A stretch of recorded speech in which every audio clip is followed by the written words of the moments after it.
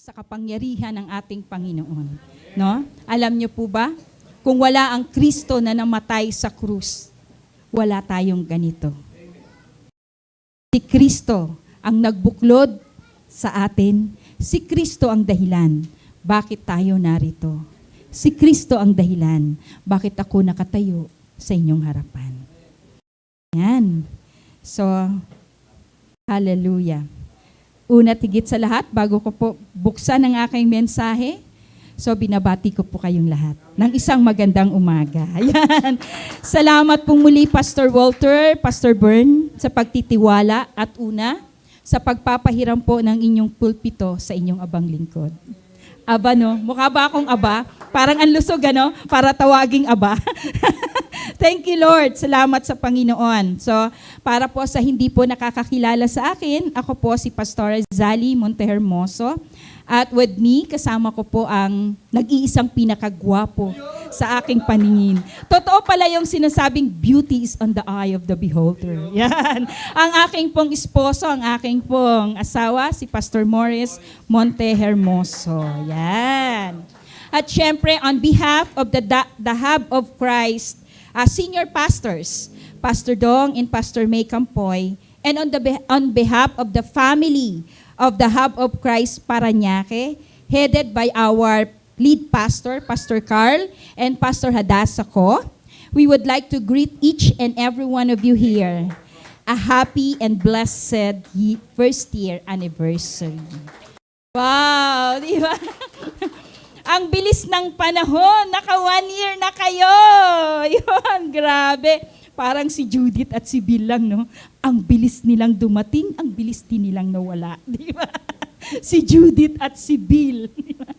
Hinihintay natin lagi, no? Parang, pero sabi nga, leave the elementary teachings. Hindi nyo naman siya i-abandon. Iiwanan nyo lang siya. Malaki po ang pagkakaiba ng inaabandona mo na at di mo na binabalikan. So, pansamantala, di ba? So, huwag tayong mapako na, ay, nagsisi lang ako. I just repented, pero hindi na bago ang buhay ko. Diba? So, tama lang tayo sa salitang, I repented. Kasi yun ang turo eh. Pero, ine-expect tayo na yung buhay natin, na yung sinabi natin na nagsisi ako, ay tunay kang ang nagsisi at diba? So, you're not just repented, but nakita bago sa'yo inside, outside. Amen? So, kaya yung sinasabing leave, yung faith na sinasabi na hindi ka lang basta naniwala, kundi talagang itinalaga mo ang pagtitiwala mo kay Kristo. Nasa introduction pa lang. Lord, help me. Baptism. Kanina binabanggit, di ba? Na baptism is not just, di ba? Hindi lang yung ilulubog ka. But it's not just a symbol.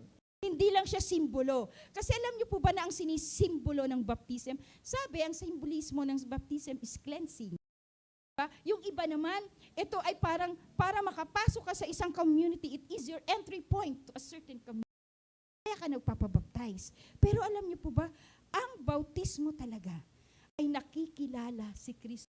Nagiging kasalo ka ni Kristo sa kanyang pagkamatay at kanyang muling pagkabuhay. Yan talaga yung baptism. So, laying of hands. Huwag ka lang, sabi nga ang laying of hands sa atin, pag tayo ay mga baby pa, Ay, magpapalay hands ako kay pastor kasi healing yan, di ba? Ay, magpapalay hands ako kay pastor kasi para ma-receive ko ang Holy Spirit. Di ba? So, bakit hindi mo pangarapin na isang araw, you will pray for that person and that person will get healed? Di ba? Bakit hindi mo pangarapin na mismong ikaw ang maging templo? Di ba? So, yan yung sinasabi dito sa Hebreo. Bakit hindi ka mag-level up? Di ba? Tapos pag sinabing resurrection, remember in resurrection, death is not the end. Hindi natapos ang pagliligtas ni Kristo sa kanyang pagkamatay, kundi nagpatuloy ito hanggang sa kanyang muling pagkabuhay. Kaya may muling pagkabuhay kasi tayo rin. May bagong buhay tayo kay Kristo. Amen! Yan.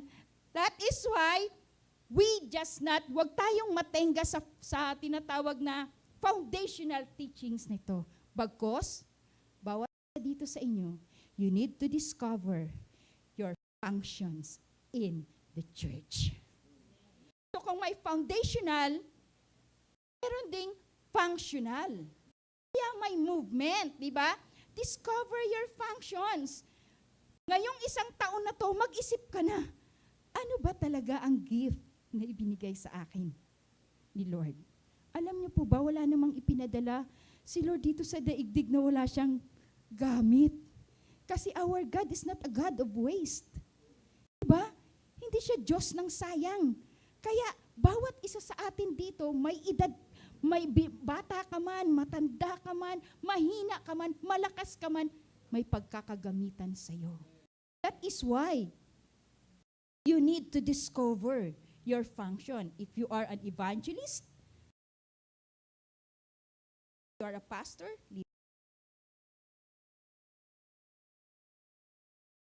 alam niyo po ba yung paglilinis ninyo dito sa church? Gift yan. Wala pong masyadong gustong maglinis sa church. Yan po ang pinakamagandang gift. Alam niyo po ba nang nagsisimula ako bagong Kristiyano? Ito po ang aking training. Naglilinis po ako. At ang aking pong assignment ay ang CR ng church. Diba? So, gift yan. So, wag nating maliliitin yan. Wag nating maliitin ang anumang bagay na ibinigay sa atin. At sa ating paglilingkod, hindi ka habang buhay na tagalinis ka lang, di ba? Merong talagang pagdating ng panahon, God will level you up.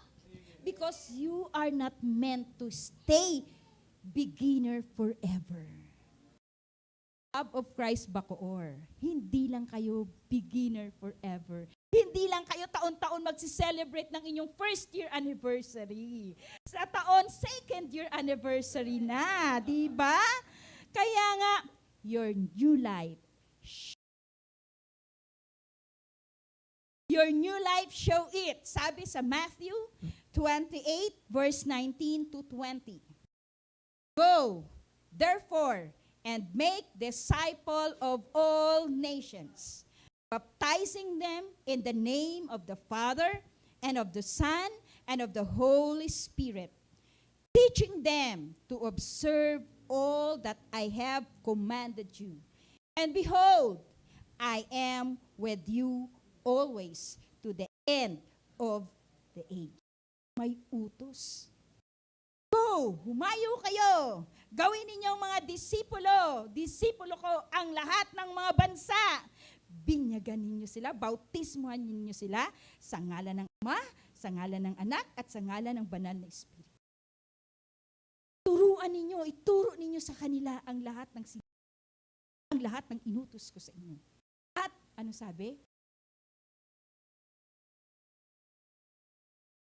Pag tiningnan natin yung verse, may dalawang movement tayo. Una,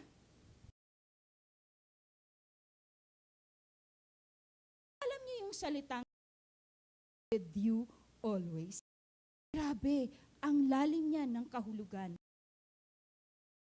Alam niyo ba, hindi ka sasamahan ng Diyos pag di mo siya diba?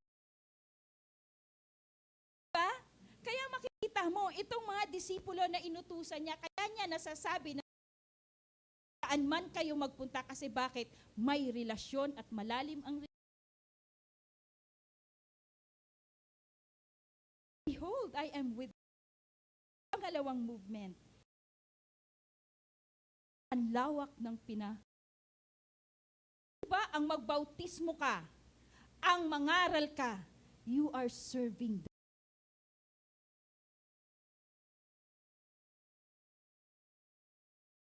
We are serving the people. We as Christians, we are called to serve the people. Tapos na po ang message. Bago pa lang pala ako nag-iinit. Okay lang po ba ang lahat? Parang lahat ay natakot eh. Ang tahimik. Tahimik po nila. Yan. Minsan, no, silence is deafening. Yan. Grow deeper in Christ. Sabi sa Colossians 2, chapter 2, verse 6 to 7. Namit ko po ang NIV version.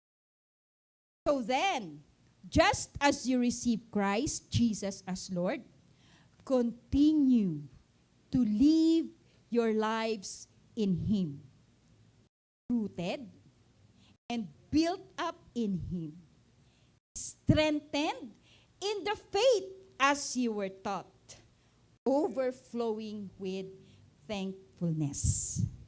Alam niyo po ba, itong Colossians na to, backgrounder lang, no?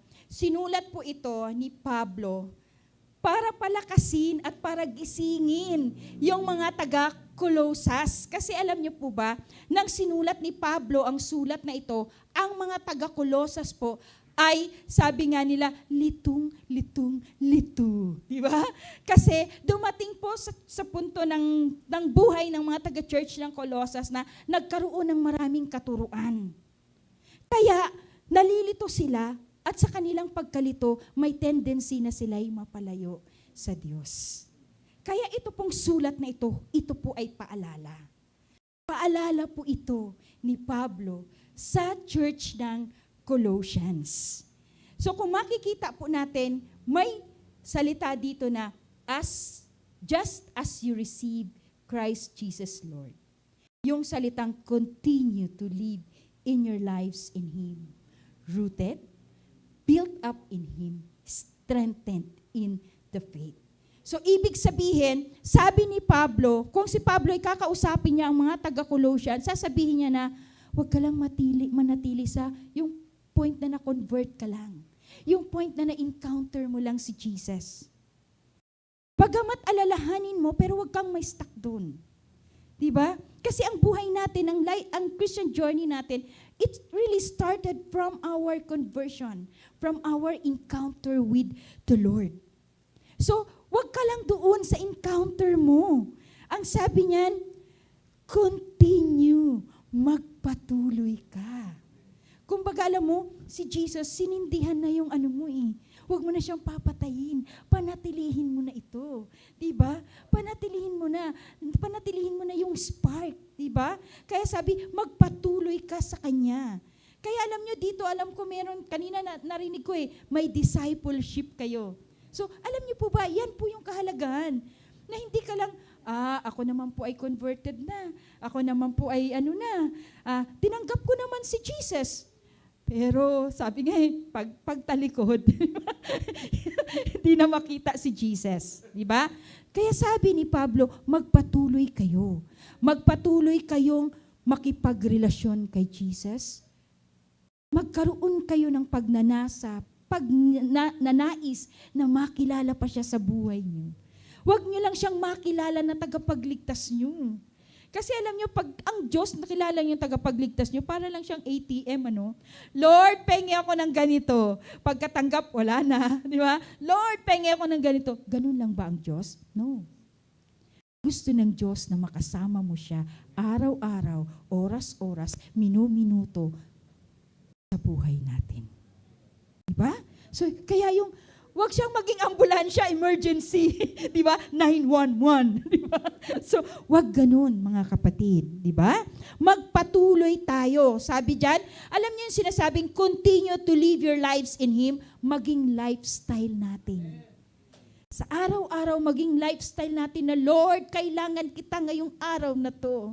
Lord, gabayan mo ako ngayong araw na to. Maging lifestyle natin, nakasama natin. Para lang yung mga asawa natin, hindi tayo kumpleto pag wala yan. Di ba? Hahanap-hanapin mo, di ba? So, ganyan din si Kristo. Magpatuloy, continue to live your lives in Him.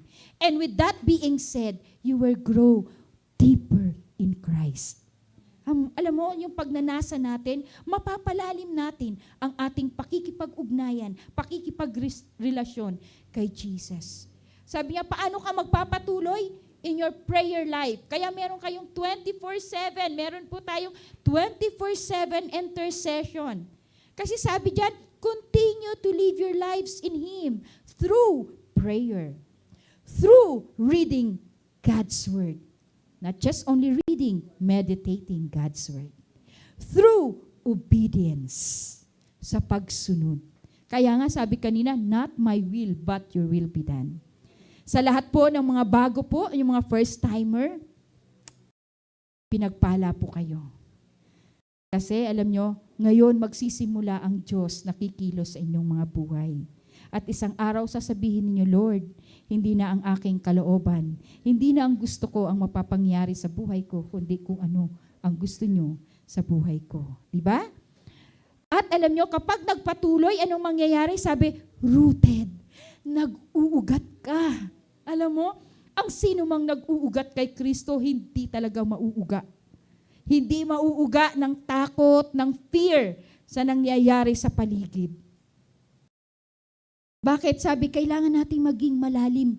Maging malalim sa ating pananampalataya. Kaya di ba, wag mo lang siyang sabihin na nananampalataya lang ako sa Kanya. Talaga, isalig mo ang iyong paniniwala at pananampalataya kay Kristo. Siya talaga ang maging pundasyon. Di ba? Maging pundasyon ng iyong pananampalataya. Diba? Kasi kahit dumaan ka man sa maraming pagsubok, sabi nga, diba? Dumaan man ako sa apoy, di ako masusunog. Mapapasok ka, pero di ka masusunog. Diba? Diba? Tumawid man ako, diba? Diba? Sa ilog, di ako. Diba? Di ako malulunod. Maaring mabasa ka, pero hindi ka malulunod. Diba? So, at dahil ikaw ay nag-ugat na sa Kanya, lalo Kanyang patitibayin araw-araw. Kapag lagi mong sinasaliksik si Kristo, lagi mo siyang, sabi nga, tinatawag sa buhay mo at pinauubaya mo ang lahat sa Kanya. Hindi ka lang lumalalim, kundi tumitibay ka. Tumitibay ang iyong pananampalataya. At habang tumitibay ang iyong pananampalataya, kahit nahaharap ka sa pagsubok, sasabihin mo pa rin, praise God! Lord, buhay pa ako. Nararamdaman ko ang sakit. Lord, salamat. Di ba? Kasi alam niyo, pag wala si Kristo, madali tayo ma-discourage. Magkasakit lang tayo. Panginoon, bakit ako pa? Pwede bang kay ganito mo na lang ibigay? Di ba? Pero alam niyo, ang may Kristo, Lord, salamat, pinagpala ako. Kasi mahina man ako ngayon, mararanasan ko naman ang kapangyarihan mo. May sakit man ako ngayon, mararanasan ko ang pagpapagaling mo. Amen? Wala man ako, mararanasan kita na Diyos ng probisyon sa buhay ko. Yan ang may nakasalig na pundasyon kay Jesus. Diba?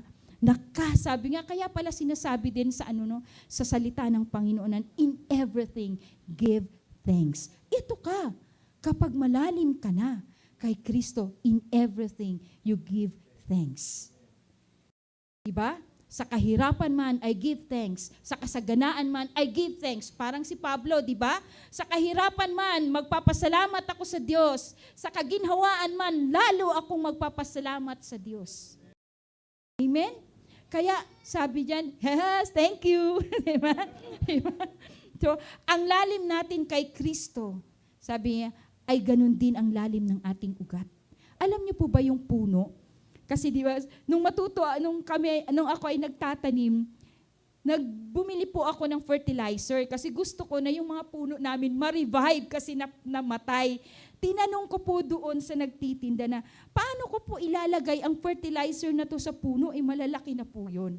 Alam nyo, may sikreto pala yun, Pastor Walter. Sabi nung nagbebenta, ma'am, tingnan nyo po yung puno. Di po ba may anino yun, Pastor? Yung puno? Kung gaano kalayo yung anino, yung pinakadulo ng anino, nandun pala ang ugat nun. Yes, di po ba pag nasisikatan ng araw ang puno, may anino siya. Di ba ang anino ng puno, minsan doon, hanggang doon yung naabot niya? Kaya yung puno, di ba nagiging shade? Alam niyo po ba, yung pinakadulo ng shade na yun, nandun pala ang pinakadulo ng ugat. Kaya pala doon mo dapat ilalagay daw ang fertilizer. Hindi sa pinaka dito kasi wala na pala ang ugat nun. Ang ugat daw pala ay nandun na. Diba? So parang tayo lang, mas malalim ang ugat, mas malawak ang sanga, mas malawak ang naaabot na bunga, mas malawak ang anino natin. Mas malawak ang naaabot natin. Diba? Kaya grow deeper in Christ. Alam nyo ang nag-grow deeper in Christ? Yung hindi ka lang mangitian ni pastor, ayoko na dito sa church na to. Hindi man lang umingiti yung pastor, napakasuplado, lilipat na lang ako. Grow ba yun?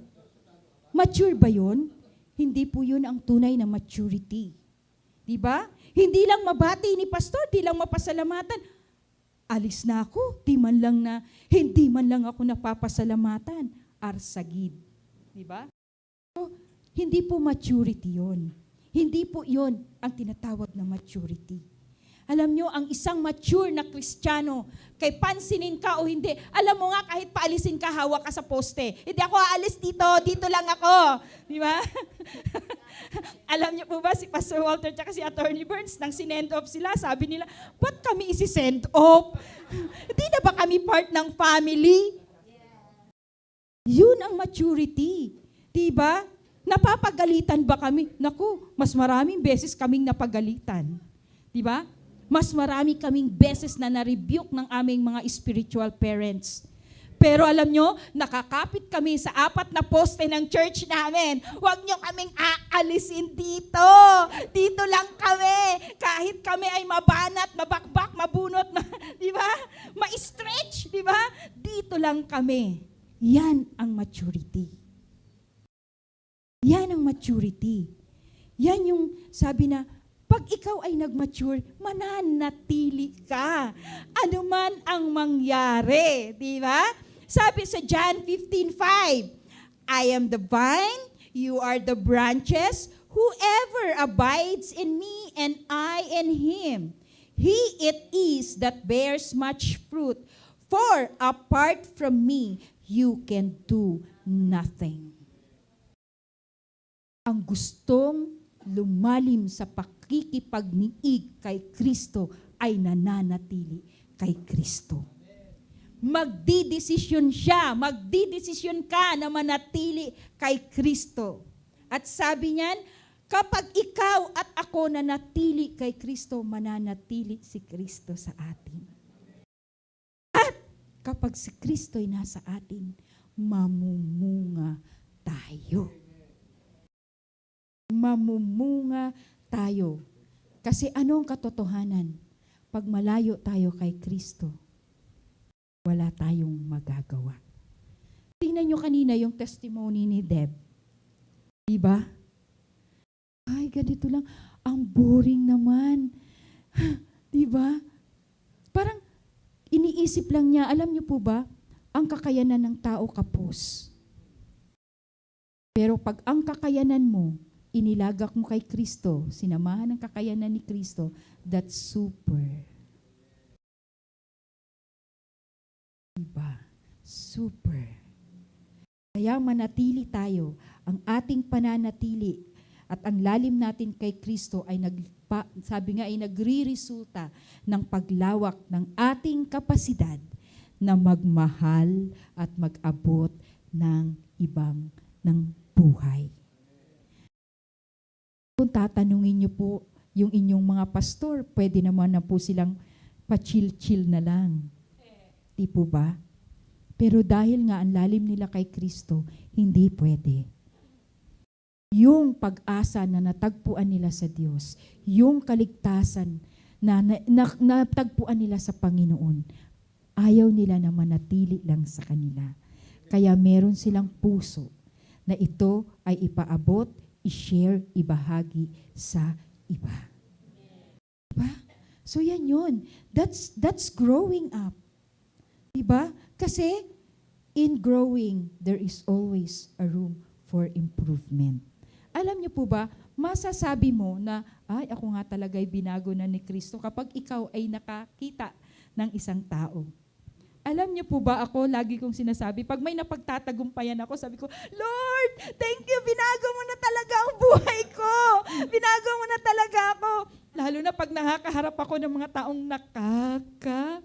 nakakainis. Sorry for the word, nakakainis. Tapos, sa kabila ng nakakainis siya, nakangiti pa rin ako sa kanya. Pagtalikod ko, yeah, Lord, salamat. Diba? Thank you, Lord.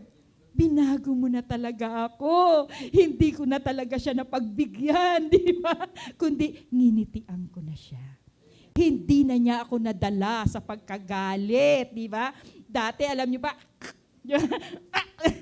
ngayon, okay lang, di ba? Lord, thank you, di ba?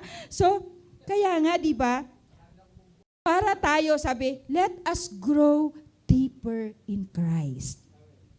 At alam nyo, sa ating pagpapalago, sa ating pagpapalalim, may mga dapat tayong iwasan. Ano yung mga dapat nating iwasan? Huwag tayong ma-stagnant. Alam niyo po ba yung, parang wala yan sa aking mamaya na, parang wala pala yan sa akin. Sorry po. Huwag tayong ma-stagnant. Pag sinabing stagnant, yung wala ka man lang movement, wala ka man lang increase, di ba? Yung, di ba, nagbabasa ka lang ng salita ng Diyos para lang sa sarili mo pero hindi mo shinare. Ang sabi ng Diyos, go. Di ba? Go and preach, go and share the word, di ba? So, wala ka man lang ganun, stagnant ka. Alam mo yung kanal na nai-stagnant, bumabaho din yun. Di ba? Tinutubuan ng kitikiti, nagkakaroon ng mga lamok, nagiging dahilan ng pagkakasakit. Di po ba? So, huwag tayong ma-stagnant. Yan yung mga bagay na iiwasan natin para hindi tayo lumago. Pangalawa, yung para lumago tayo, iwasan natin yung laziness. Yan. Yung katamaran. Di ba? So, absence of constant use. Alam mo po, ang isang taong tamad, sorry po ang isang taong tamad, pumupurol po yan. Parang itak yan na pag hindi laging nagagamit, di laging nahahasa, napupurol eh. Yung iba nga kinakalawang eh. Ang sasakyan, subukan nyo na hindi nyo paandarin yan ng 3 taon. Pag pinaandar nyo, mahirap. Parang, di ba? No, Pastor? Di ba? So, ibig sabihin, nadidispalingado siya. Kasi bakit? Hindi siya nagagamit. Tayo rin bilang mga Kristiyano, bawal ang tamad. Di ba? Kasi, pag tayo ay tamad, wala tayong paglalim, wala tayong paglago. Yan. Bawal din ang maging padalos-dalos. Hindi tayo lalago. Yung carelessness, hindi man siguro tayo lalago, pero magpapabagal yan ng paglago natin, yung maging padalos-dalos tayo. Lalong-lalo na sa ating pagdidesisyon. Di ba? Na late ka lang, pinagalitan ka ni pastor, di ka na umimik at umalis ka na. Nagpadalos-dalos magdesisyon. Hindi mo alam, ikaw din pala ay tinuturuan ng Diyos. Di ba? So, pagiging irresponsible. Di ba? Yung may trabaho, hindi ko malimutan, sabi ni Pastor Dong, mabait naman, pero pag pinagawa mo, ay, wala talaga yung excellent. Pero mabait, di ba? Or magaling naman, excellent naman, kaya lang talagang yung ugali. Diba? So, dito tayo sa maging responsible tayo. Being irresponsible. Pag tayo ay irresponsable, bumabagal din ang ating pag-unlad. Bumabagal din ang ating paglago. Kasi bakit? Uutusan ka ni pastor, uy, sabi ni pastor, gawin mo daw to. Sa halip na ikaw yung natuto, siya yung natuto. Diba? So, ito pa, mapapabagalin tayo nito sa ating pag-unlad at paglalim. I know all that mentality. Ay, alam ko na yan. Yang itinuturo ni pastor, alam ko na yan. Tapos ang kasunod, hindi ko na kailangan yan. Alam nyo, ang gustong magdagdag ng kaalaman, you need to listen to others. Kasi alam mo, ang kaalaman mo, hindi yan madadagdagan pag ikaw lang ang nag-aral sa sarili mo. Diba? So, kailangan mo rin na makipag-mingle sa iba. Kailangan mo ring mapakinggan ang sasabihin ng iba. Kaya wag itong I know it all. I know that mentality. Alam ko na ang lahat. Di ikaw na. Ikaw na nga. Wow, di ba? Masaya ba kayo? Baka mamaya hindi nyo na ako pabalikin dito. Okay. Ang isa pang pwedeng magpabagal sa atin, yung kaninang sinasabi ni Ate Deborah, yung mga dull na yung mga sabi niya na yung mga dull routine. Yung mga nakakabagot na routinary, di ba? Na, ay, gawa lang pala siya ng gawa, pero wala pala akong encounter sa Lord. Nagsisimba lang ako for the sake na kailangan ko magsimba kasi nag-a-attendance si pastor. Di ba? O, absent ka nung linggo, ha? So, alam mo, dahil routine yun, di ba? Na pumupunta ka lang sa simbahan para lang magpakita ka doon, di ba? So, hindi ka niyan pauunlarin. Hindi ka niyan palalalimin. Kailangan intentional ka. Di ba? So, disinterest, yung hindi ka rin interesado sa mga sasabihin ni pastor. Ay, bakit parang ganun ang mensahe ngayon ni pastor? Parang hindi ako na-bless. Hindi ako interested. Di ba? So, pwede kang pabagalin yan. Yung kawalang malasakit, pwede rin niyang makapagpabagal sa atin. Yung pagiging malimutin. Ako po malilimutin na po. Kaya sabi ko nga po kay Pastor Walter kanina, Pastor, nagawa po ako ng script ko kasi baka po sa sobrang kaba ko at sa sobrang takot ko, pag nakita ko kayo lahat, malimutan ko yung mga sasabihin ko. Kaya sabi ko, Lord, script lang naman po ito, pero ikaw pa rin po, Panginoon, ang magsasalita sa buhay ko. Di ba? So, forgetfulness. At ito, ang pinakamatindi, yung pool of excuses. Hindi ka maubusan ng dahilan. Sabi ni Pastor, punta tayo sa CICL. Tayo manan, Pastor, ang dami ko po kasi ngayong labada eh. Pwede po ba sa susunod na lang na linggo? Sabi ni Pastor, okay, sunod na linggo, kapatid. Tara na. Ay, Pastor, wala pong mag-aalaga sa anak ko eh. Ang daming excuse. Alam mo, ang taong ang daming excuse, hindi siya lalago. Kung lumago man, mabagal. Kung lumago man, mabagal. Bukas na lang ako magbasa ng salita ng Diyos. Ang dami ko ngayong gagawin. Hindi na nga ako magkanda-ugaga. Pero nakapanood pa ng TV. Alam nyo, dati ako ganyan. Kaya nasasabi ko ito sa inyo eh. Kasi ako ganito rin noon. Di ba? Totoong buhay ko ito. Di ba? Diba? Hindi ako interesado, mas gusto pang manood niyan kasi parang hindi ako inaantok pag nagbabasa ako ng Biblia. Sabi ko kay Pastor Morris, ba't inaantok ako pag nagbabasa ako ng Biblia? Sabi ni Pastor Morris, ikaw ha, nagkakasala ka. Nagkasala na agad? Diba? Ang lupit mo naman. Diba? Pwede ba munang naligaw lang? Diba? So, yung ang daming dahilan. Diba? So, hindi tayo lalago kapag ang dami nating dahilan. So kung gusto mo talagang lumago, magkaroon ka ng movement, di ba? Keep moving, di ba? At ang paggalaw mo, intentional. Ang pagpunta mo sa church, intentional yan. Pupunta ako kasi may kapahayagan ng Diyos sa akin ngayong araw na to. At gagamitin ng kanyang lingkod. Di ba? Ngayong araw na to, may kapahayagan ba sa inyo? At maging consistent tayo, tuloy. Huwag yung, ano ang tawag doon, yung lulubog, lilitaw, palitaw. Di ba? O yung submarine, lulubog ngayon, lilitaw. Wag ganon. Be consistent. Di ba? Para kang patay sindi. Di ba? May ilaw ngayon, bukas wala. Then, consistent and be responsible. Be open-minded. Ito yung pwede talaga kayo nitong, sabi nga yung mag-grow tayo kapag may ganito tayo. Trainable. Kailangan trainable material ka. Alam niyo po ba, bago namin narating ito na aming kinatatayuan. Grabe talaga. Kung hindi kami trainable material, wala na ako ngayon sa harapan nyo. Di ba? Hindi na ako nagsasalita. Alam niyo po ba, ang trainable material, kahit padaanin ka sa kung ano, basta alam mo na may matututunan ka. Alam niyo po ba, ang pinakamahirap yung stretching, di ba? Yung banat. Naririnig niyo po ba ito sa inyong mga pastor o bago niya lang po itong naririnig? Banat, bunot, binat, at bakbak. Yung binabanat ka na minsan, alam niyo po ba, naranasan niyo na pang utusan kayo ng 5 magkakaibang utos? Alam niyo po ba, nung bago pa lang ako nagtitrain, grabe, utos dito, isa.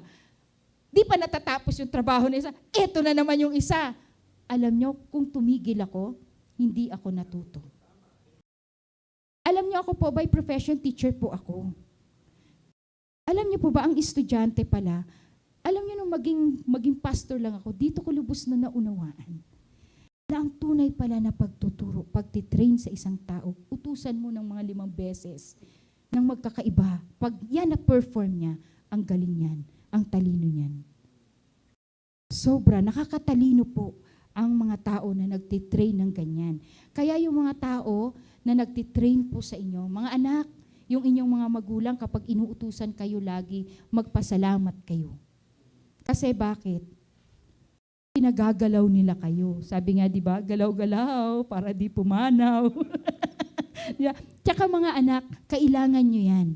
Alam nyo, yung kayo ay laging papaghugasin ng pinggan at the same time may instruction na pagkatapos mo maghugas ng pinggan, tapon mo yung basura. Pagkatapos mo magtapon ng basura, magwalis ka. Di ba, sunod-sunod yon? Ano ang unang nasa-sharpen sa inyo? Memory nyo. Kasi kailangan din nyo malimutan yan. Kasi pagdating ng nanay, nako, di ba? I-check yan kung ginawa ninyo. So, dapat maging trainable material tayo. Dapat maging willing tayo, di ba? Hindi iling ng iling. Di ba? Sige po. Yes po, pastor. Di ba? Dapat maging committed tayo, maging activated tayo, magkaroon tayo ng sharp memory, at higit sa lahat, walang excuse. Kalimutan niyang excuse. And with that being said, we will really grow. Kasi alam niyo po ba, pag yan, hindi natin binigyan ng pagkakataon yung mga pwedeng makapagpabagal sa atin, i-move tayo niyan. From being a spectator, we start to be an active servant. Mula sa nakaupo ka lang dyan, pero nauutusan ka, sinusunod mo. So, little did you know na ikaw pala ay active servant na. Active servant ka na. At pag ikaw ay active servant na, pwede ka na sa pangalawang movement, serve wider. Lumalim ka na, di ba? Na-expand ka na yung capacity mo, na-extend ka na, at nang ikaw ay na-extend, handa ka na i-launch. Handa ka na sa paghayo mo. Handang-handa ka na. Handa na po ba kayo? Handa na po ba? Parang hindi pa sila handa. Kailangan pa. Kailangan pa. Alam niyo po ba sa ating paglalim kay Kristo, hindi na tayo nagiging self-centered. Nagiging other-centered na tayo. Ang lagi nating iisipin ang iba. Hindi na tayo nalilimitahan sa maliit na circle natin. Hindi na tayo nalilimitahan na sasabihin mo sa sarili mo, ay, sa sarili lang ako maglilingkod. Kundi, ang nagsiserve wider, nagsiserve na siya sa maraming tao, nagsiserve na siya sa iba't ibang sitwasyon, sa mga misyon, at sa mas malaking purpose. Amen? Kaya sige, ngayong umagang ito. Hawakan niyo yung puso niyo. Lord, maglilingkod ako sa mas maraming tao. Lord, maglilingkod ako sa iba't ibang sitwasyon o misyon. At Lord, maglilingkod ako sa mas malaking purpose mo sa buhay ko. Hindi ako may sabi niyan, kayo. Yan. Diba? So maglilingkod tayo sa mas malaking purpose natin sa buhay. Kasi nga sabi sa Marcos chapter 10 verse 45. Sapagkat ang anak ng tao, sino yun? Si Jesus, di ba? Sapagkat ang anak ng tao ay naparito, hindi upang paglingkuran, kundi upang maglingkod at mag-alay ng kanyang buhay para sa ikatutubos ng marami. We are saved to serve. Tayo'y iniligtas para tayo ay maglingkod.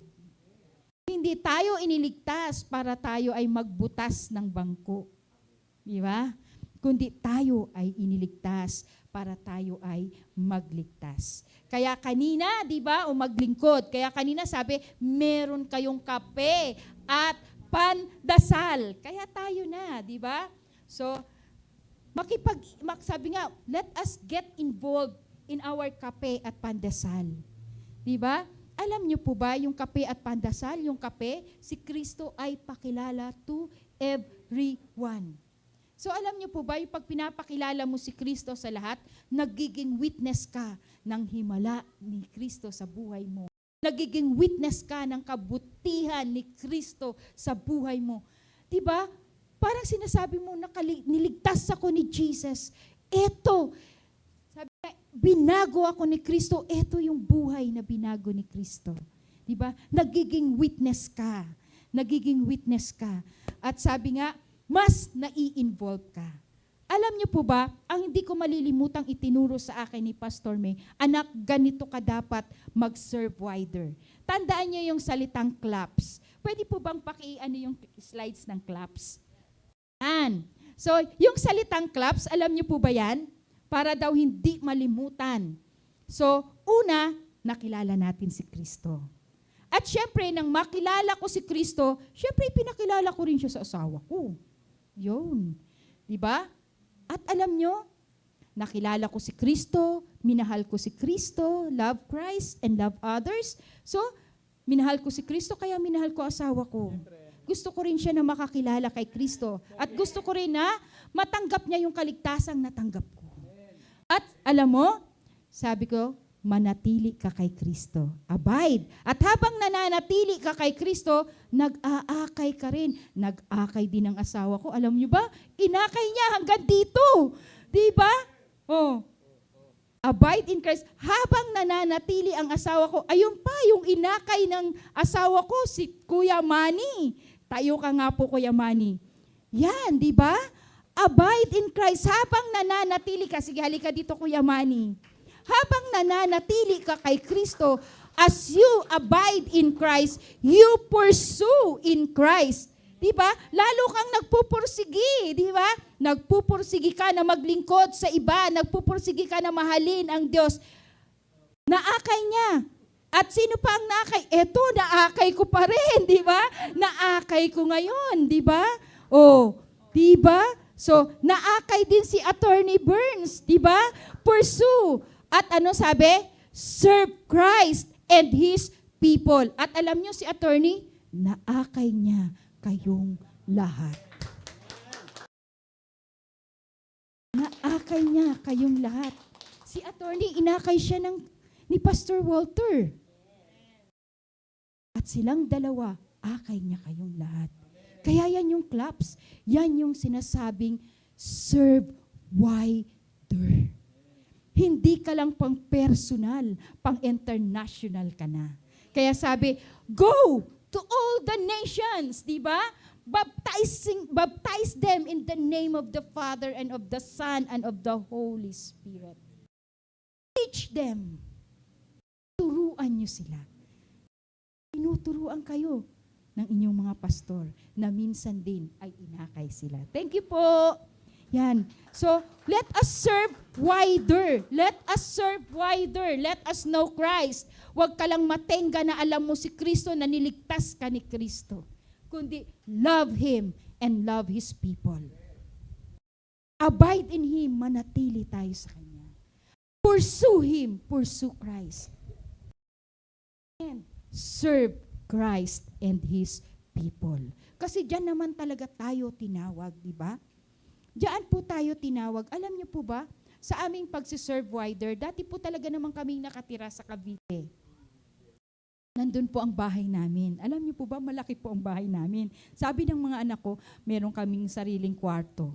Sa aming paglakad dito sa sinasabing serve wider, alam niyo po ba, kami po ngayon ay nakatira sa isang condominium na na 22 square meter lang, 29 square meter lang. Ang dating malaking bahay namin, pinaliit, di ba?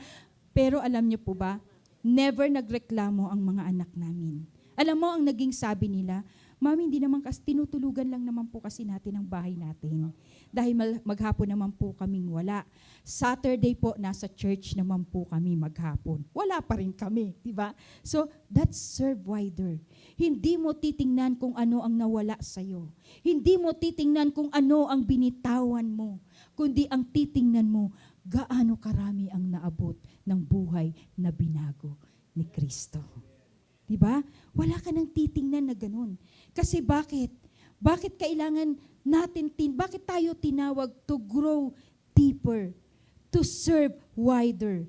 Because God calls us beyond expansion to extension. Diba? Palalawakin pa niya ang ating paglilingkod. Kaya nga sabi, huwag ka lang dito, nations. Naniniwala ba kayo na isang araw dito sa inyo, may pupunta na ng ibang bansa at magtatayo na rin siya ng sarili niyang hub of Christ? Diba?